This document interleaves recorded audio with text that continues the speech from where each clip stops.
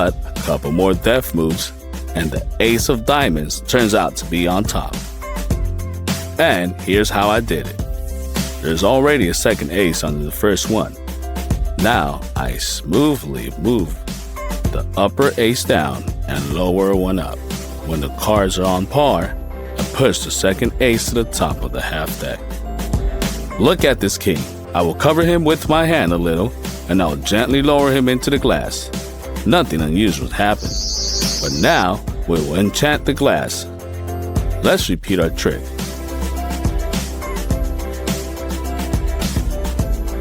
The king gradually falls into the glass. But there's another card in the glass. Although the top part is still from the king. How is this possible?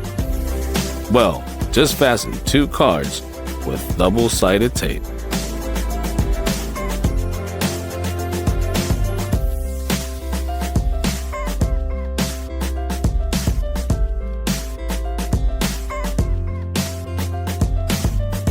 And when they go down into the glass, just pick the top one so that the bottom card is visible.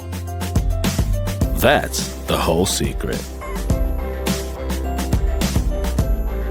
Let's take a map and start quickly flipping through the pages, throwing it at random places.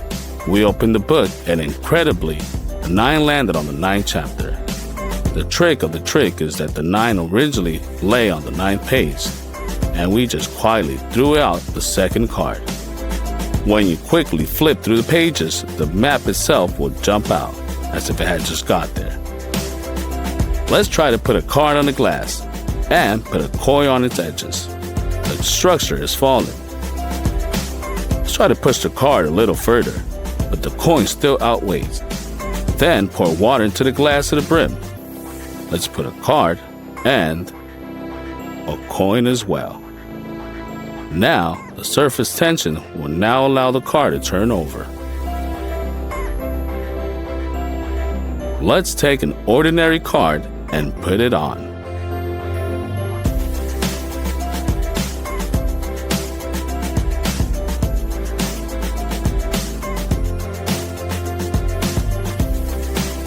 Now, let's put a glass of water on top. It withstands its weight and stands still. As you can see, there are no threads or supports, just a regular map. But the secret is that the card is not quite ordinary. It is double and it's retractable. Half serves as an additional fulcrum.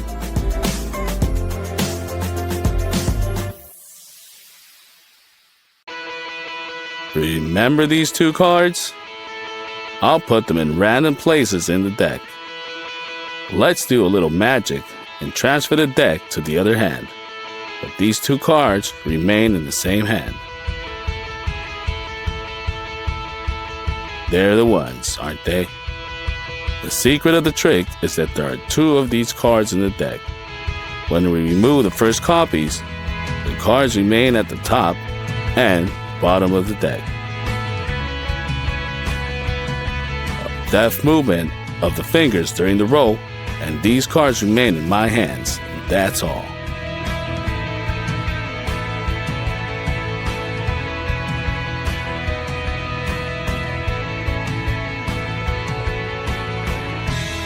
Let's take a brand new deck of cards just out of the box.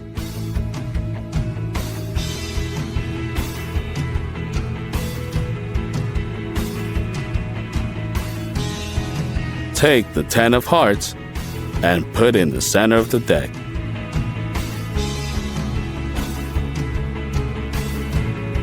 Now let's pack the cards back into the box. And now the magic begins. Now I'm going to pull the 10 out of the box with the power of my mind. Just look. And here it is. Clever, isn't it?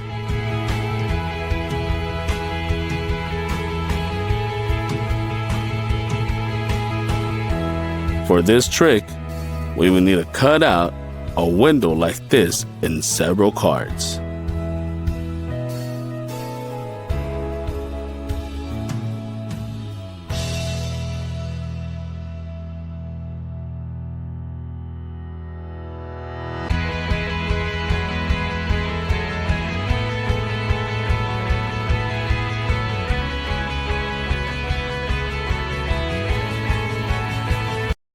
Surely you have received a paper cut at least once in your life. Well, today we'll make a real saw out of paper and see what we can cut. To begin with, we need to cut out squares with a side of 15 centimeters and 3 on ordinary sheets of paper. Then, with the help of ordinary stationary glue, we will fasten these squares together so there are no blisters left. And the surfaces are completely covered with glue. And of course, we'll press them down tightly with an improvised press. Now we need a compass on which we have previously attached a sharp blade. The radius of our future circle will be 6.3 centimeters.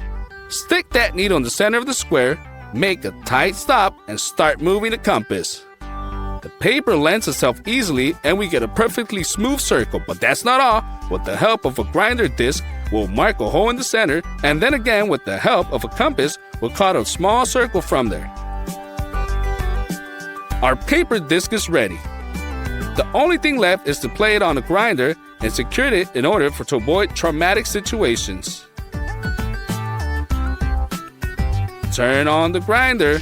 Great! Our paper saw is working and is ready for testing.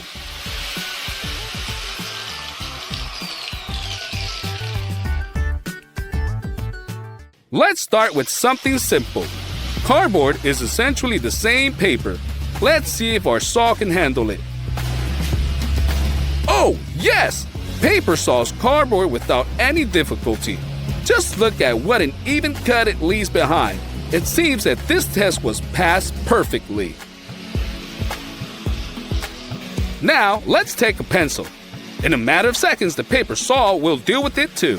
What about plastic?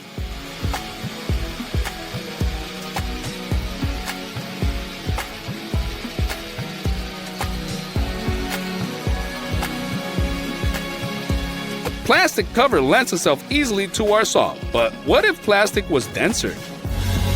Let's see what happens to the plastic pipe. The process is much slower, but we can clearly see the result. The paper, although with some difficulty and manipulations with the position, copes with the plastic pipe, retaining a fairly smooth cut and a little plastic dust. It seems that nothing will stop it.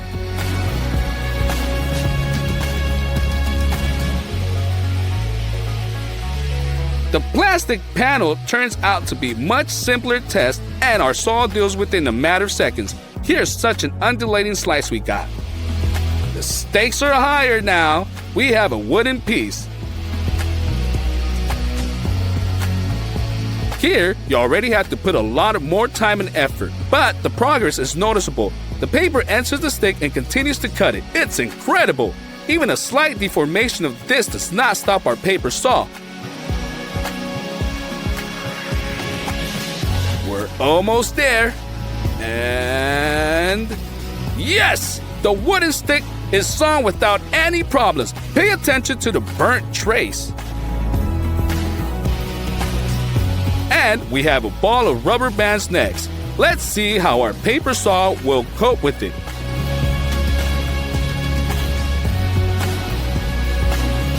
Almost immediately, the rubber bands begin to burst under pressure. It seems this test will also be simple, and we cut this ball without any problems.